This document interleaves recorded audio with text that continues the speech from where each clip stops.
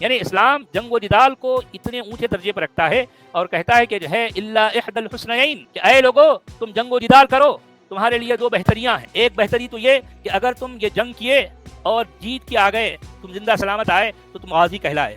غازی کہلانے کی صورت میں تم کو کیا ہے؟ مال و اسباب ملے گا، مال غنیمت میں سے تم کو جو ہے خوبصورت خواتین ملیں گی، لونڈیاں ملیں گی، ان کے ساتھ تم سیکس کر سکتے ہو بلا روک ٹوک، جتنی چاہے تم کو لونڈیاں مل سکتی، تمہاری جتنی سکت ہے، تو تم جو ہے زندہ بچ کے آئے تو تمہارے لیے یہ انعامات ہیں، اور اگر تم اس میں خرچ ہو گئے تو تم کیا کہلاؤ گے؟ شہید کہلاؤ گے، اور اس کے خون قطرہ زمین پہ گرنے بھی نہ پائے گا۔ اللہ تعالیٰ یعنی اس شہید کو یعنی بغیر حساب کتاب کے معاف کر دے گا، اس کو جنت میں داخل کرے گا، وہاں 72 حوریں اس کا استقبال کریں گے۔ بھئی یہ سارے عقیدے ہیں، یہ سارے عقیدے ہیں، ان عقیدوں سے کوئی مسلمان انکار نہیں کر سکتا۔ ان عقیدوں کے چلتے ہی آپ کو آئے دن اس طرح کے واقعات دیکھنے کو اور سننے کو ملتے ہیں۔ یہ تو ہے، یہ تو اس کے روٹ میں ہے بھئی، اس کی جڑوں میں یہ سارے عقیدے پائے جاتے ہیں، پیوست ہیں۔